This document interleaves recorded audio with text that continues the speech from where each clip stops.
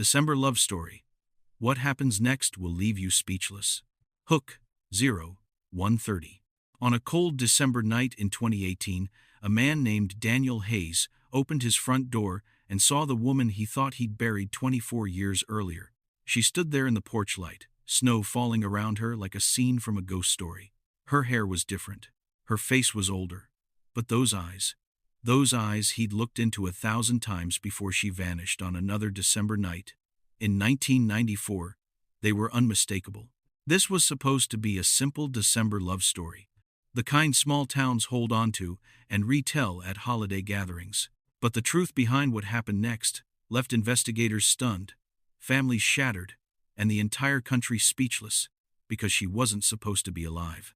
T's key questions. 1:33.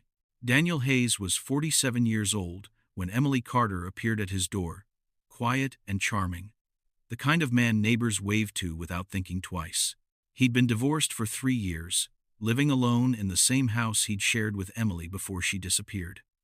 Emily Carter was 44, and according to every record, every news article, every memorial service held in Winter Ridge, Minnesota, she'd been dead since Christmas Eve, 1994.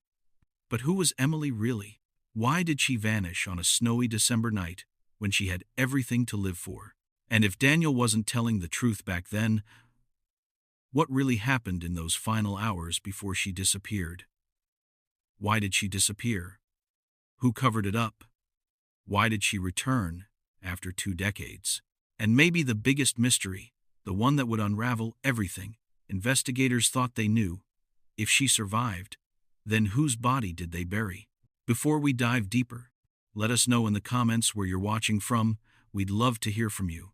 And if you're new here, click on the subscribe button so you never miss any of our upcoming videos.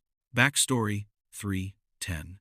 In a town where everyone knows everyone, where the Christmas lights stay up until February and the local diner serves the same coffee your grandparents drank, Daniel and Emily were Winter Ridge's favorite love story.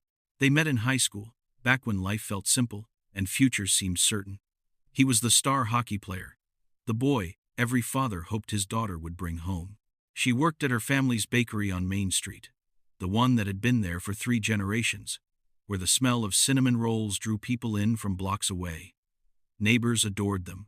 They'd see Daniel waiting outside the bakery after practice, still in his jacket with the school logo, watching Emily through the window as she boxed up the day's leftovers for the homeless shelter.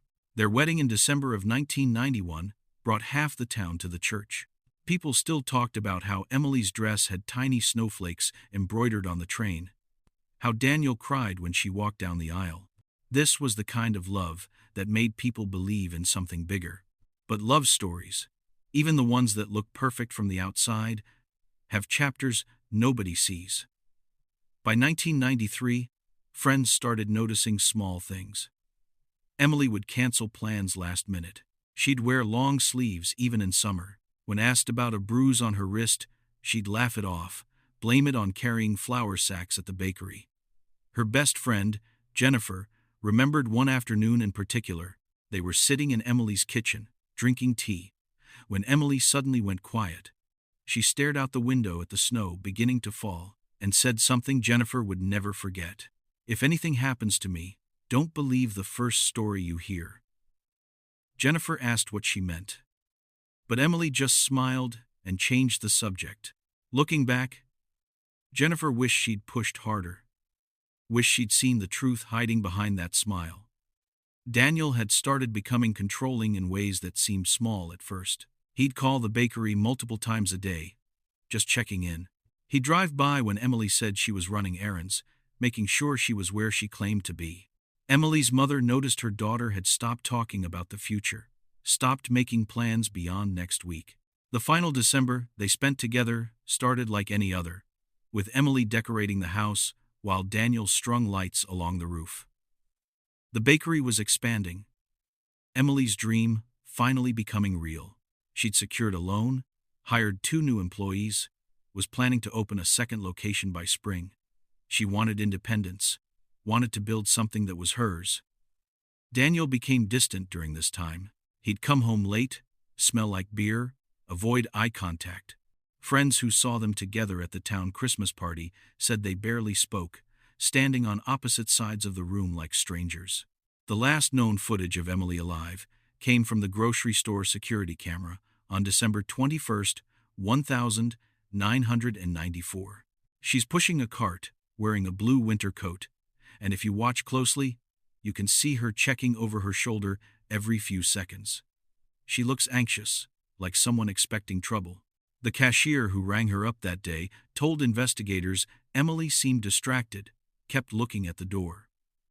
When asked if everything was okay, Emily just nodded and left quickly, forgetting her receipt on the counter. 3 days later, she vanished. And what they found didn't match anyone's expectations. The incident, 10:20. The night of December 24th, 1994, started with an argument. Neighbors heard raised voices coming from the Hayes house around 7 in the evening. One neighbor, Mrs. Patterson, who lived 3 doors down, said she heard Emily yell something about needing space before a door slammed. By 8 o'clock, Emily's car was seen heading north on Route 47, driving fast enough that another motorist nearly called police. The car was found at 11:30 that night, abandoned on a dirt road 2 miles outside town. The driver's door was open. The keys were still in the ignition. The radio was playing Christmas music. A bloody scarf, later identified as Emily's, was discovered 15 feet away in the snow, partially hidden under a pine tree. The scene looked violent, looked rushed, looked like something terrible had happened in a hurry. Theories spread through Winter Ridge like wildfire. Some thought Emily had planned an escape, staged her own disappearance to get away from Daniel. Others believed it was jealous rage, that Daniel had followed her and lost control. A few whispered about a stalker, someone who'd been sending Emily letters that she'd never shown anyone. The police questioned Daniel for 6 hours that night.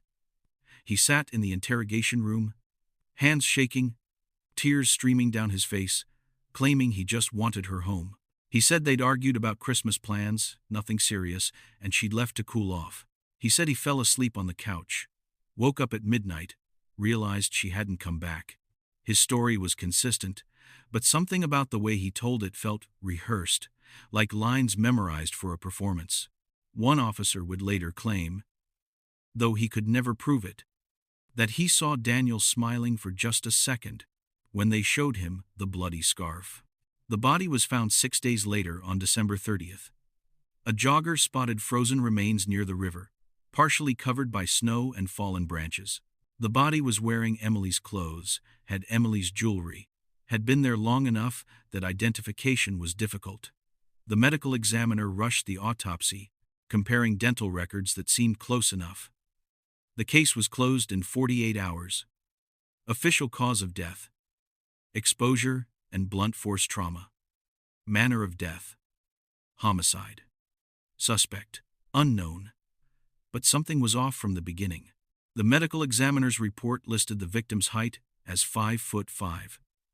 Emily was 5'7". The victim had never had children. Emily had a miscarriage scar from a pregnancy loss in 1992 that was documented in her medical history.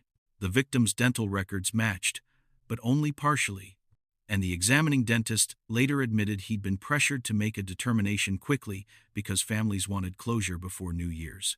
One investigator tried to raise concerns, but he was overruled by his superiors, who wanted the case closed.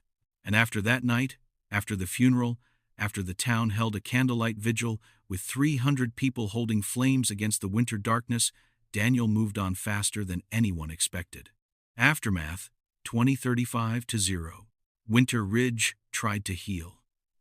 The local newspaper ran Emily's obituary with a photo from her wedding day. Smiling in that snowflake dress, looking like a woman with her whole life ahead of her. The funeral was packed. Daniel sat in the front row, staring straight ahead, barely reacting when people offered condolences. Emily's mother, Catherine, stood at the gravesite and refused to throw dirt on the coffin. She kept saying, "That's not my daughter down there." People thought it was grief talking, the kind of denial that comes when reality is too painful to accept. But Catherine knew. Mothers always know. News coverage faded after 2 weeks. Daniel sold the bakery 3 months later to a couple from out of state. He moved to the other side of town, started working construction, kept to himself. Locals whispered, but nobody could prove anything. Some avoided him at the grocery store. Others felt sorry for him, thought he was a widower trying to rebuild his life. But seeds of doubt were being planted. In March of 1995, a waitress in South Dakota called Winter Ridge Police to report she'd served a woman who looked exactly like Emily Carter. The woman had paid cash, left quickly when the waitress asked her name. Police sent an officer to investigate, but the lead went nowhere. In June, Emily's mother received a postcard with no return address. It had a picture of mountains and one sentence, "I'm okay, don't look for me." The handwriting looked like Emily's, but Catherine couldn't be sure. She brought it to police. They filed it away as probable hoax. Daniel's alibi for the night of December 24th started showing cracks when investigators dug deeper. He'd claimed he was home all night, but his phone records showed calls made from a cell tower 15 miles away, near where Emily's car was found. When questioned about this, Daniel said he'd gone looking for her. Forgot to mention it in his initial statement because he was in shock. The explanation was plausible enough that no charges were filed. Years passed. The case gathered dust in a filing cabinet at the Winter Ridge Police Department. Emily's mother died in 2003. Still believing her daughter was alive somewhere, Jennifer, Emily's best friend, moved away, unable to stand the memories. Daniel remarried in 2007, divorced in 2015, returned to living alone in a different house on the same street where it all began. Then, in November of 2018, the case officially reopened. An anonymous letter was delivered to the police station, typed on plain paper with no fingerprints. It said 4 words that changed everything. "You buried the wrong girl." At the bottom, barely visible, was a signature. A handwritten name in blue ink, Emily Carter, and the signature matched samples from before she disappeared, down to the way she crossed her T's and looped her Y. The twist, 35-0, 45-0. When Daniel Hayes opened his door that December night in 2018 and saw Emily standing there, his first word wasn't her name. He said, "No." Not in surprise. Not in joy. In dread. Emily looked different. Older, obviously. But also harder. Like someone who'd survived things she shouldn't have had to survive. She'd been living in Oregon under the name Sarah Mitchell for 24 years. She'd worked as a bookkeeper, lived in a small apartment, kept no photos, made no close friends. She'd built a life that was safe but empty, a life where nobody asked questions about her past. She came back, she later told investigators, because she couldn't live with the guilt anymore. Not guilt for disappearing, but guilt for the woman who died in her place. Emily's story unfolded slowly over weeks of police interviews, recorded testimonies, and finally in a courtroom packed with journalists and townspeople who couldn't believe what they were hearing. She'd fled Winter Ridge on December 24th, 1994, because Daniel's abuse had escalated to a point where she feared for her life. He'd threatened her 2 days earlier, said if she left him, nobody would believe her, that he'd make sure she regretted it. She'd planned her escape carefully, saved money, arranged for a friend in another state to pick her up. But something went wrong that night. When she abandoned her car on that dirt road, she wasn't alone. Someone else was there. A woman she'd arranged to meet. Someone who was supposed to help her disappear. That woman was murdered. Her body was dressed in Emily's clothes, left in the snow to be found, identified, buried. Emily heard about it on the news 3 days later, while hiding in a motel room 2 states away. She'd broken down, wanted to come forward. But the friend helping her convinced her that if she returned, she'd either be charged with murder or killed by whoever had committed it. But the real shocker, the detail that made everyone question everything they thought they understood, came when Emily said Daniel knew she was alive the whole time. According to Emily's testimony, Daniel wasn't the villain in this story, at least not the only one. he was the accomplice. She claimed Daniel had helped plan her disappearance, that they'd agreed she needed to get away from Winter Ridge, away from something bigger and more dangerous than their marriage. She said Daniel had arranged for the meeting that night, that he knew someone was supposed to help her start over. When that person ended up dead instead, Emily believed Daniel had set her up, had intended for her to die that night. Daniel's attorney denied everything. In court, Daniel sat stone-faced, while Emily described years of fear, years of looking over her shoulder.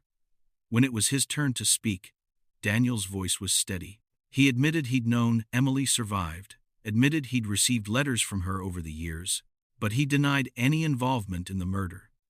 He said he'd helped Emily escape because he loved her, because he knew she was afraid, and when the body was found, he'd stayed quiet to protect her from being accused of killing her helper. His testimony lasted 3 hours. Emily sat across the courtroom and stared at him the entire time. During a break, when they passed each other in the hallway, Emily stopped and said just one thing loud enough for everyone to hear. "You promised you'd protect me. Instead, you protected yourself." Final twist, 45-0, 55-0. The truth, nobody saw coming, emerged 6 months into the investigation when police dug deeper into the identity of the murdered woman. DNA analysis had improved significantly since 1994. The body that everyone assumed was Emily Carter was exhumed for new testing. Results showed the victim was approximately 28 years old at time of death, had given birth to at least one child, and had a history of drug use based on bone analysis. None of this matched Emily. But more importantly, the DNA revealed a familial connection that investigators never expected. The victim was related to Emily's family, not through Emily's parents, but through her extended family tree. Specifically, through Emily's brother, Mark Carter. Mark was 31 in 1994, a mechanic who worked in the next town over. He'd always been protective of Emily. Some said overprotective. He'd never liked Daniel, had warned Emily not to marry him. After Emily disappeared, Mark had helped search for her, had been interviewed by police multiple times. Then, in February of 1995, Mark suddenly moved to Canada, told family he'd gotten a job opportunity. Nobody heard from him again. Investigators in 2019 tracked down Mark's last known associates. One former co-worker, after being granted immunity, admitted Mark had confessed to him in January of 1995 that he'd done something terrible to protect Emily. The story that emerged was devastating. The murdered woman was someone Mark had been involved with, a woman with a troubled past and no close family. Mark had arranged for her to meet Emily that night, told her she'd be paid to give Emily a ride to the bus station. Instead, when the woman arrived, Mark killed her. He dressed her in Emily's clothes, planted Emily's jewelry, left her in the snow. His plan was to fake Emily's death so completely that nobody would ever look for her, giving his sister a chance to truly disappear. But Mark hadn't told Emily any of this. Emily thought she was meeting someone who'd drive her to safety. When she arrived at that dirt road and saw Mark instead, he told her there'd been a change of plans, that she needed to run immediately and never contact anyone from Winter Ridge again, including him. Emily, terrified and confused, had done exactly that. She later learned about the body from news reports and assumed Daniel had somehow orchestrated it. She'd spent 24 years thinking her husband had tried to have her killed, never knowing her brother had committed murder in her name. Daniel's role in all of this turned out to be darker than Emily knew, but different than she'd accused. Police discovered Daniel had suspected what Mark was planning. He'd overheard a phone conversation between Mark and Emily 2 days before she disappeared. He'd known Emily was leaving, known Mark was helping her, and he'd done nothing to stop it. When the body was found and investigators started asking questions, Daniel had lied about his whereabouts that night because he'd actually driven to where Mark told him Emily would be, planning to confront her one last time, to convince her to stay. He'd arrived too late, seen police lights in the distance, and driven home. His guilt wasn't murder. It was cowardice, silence, and self-preservation. Mark Carter fled the country in early 1995 and was never found. Canadian authorities have no record of him entering or working there. Interpol has his photo in their database, but in 25 years, not a single confirmed sighting. He's either living under a new identity or he's dead, and investigators believe it's probably the latter. The real horror in this story, the part that still haunts everyone involved, is that the murdered woman was never definitively identified.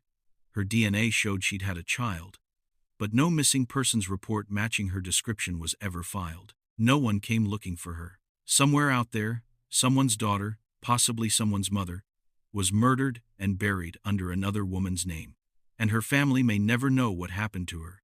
Emily Carter, when asked about this during her final police interview, broke down completely. "I returned because someone else's daughter never made it home." Daniel Hayes was charged with obstruction of justice and served 18 months. Emily was not charged with any crime, though she testified extensively about everything she remembered. She still lives in Oregon, still uses the name Sarah Mitchell, and according to people who know her, she visits Winter Ridge once a year on December 24th to leave flowers at the grave of the woman who died in her place. To this day, that Jane Doe remains unidentified. Closing 55-0, 60-0. So, what does love turn into when secrets become survival? How far would you go to protect your family, even from the truth? This story raises questions that don't have easy answers. Emily survived, but at what cost? A woman died because a brother loved his sister enough to kill for her. Daniel stayed silent because speaking up would have destroyed the life he was trying to rebuild. And somewhere, a family still doesn't know their daughter never came home from whatever she thought she was doing on December 24th, 1994. Now, I want to hear from you. What do you think really happened that December night? Do you believe Emily's story? Do you think she knew more than she admitted? Was justice served, or is this case still wide open? Drop your theory below. I read every single one. And if you thought this story had twists, you need to see what happened in the Willow Creek disappearance. That case makes this one look simple. Subscribe for more real-life mysteries where every truth has a dark side.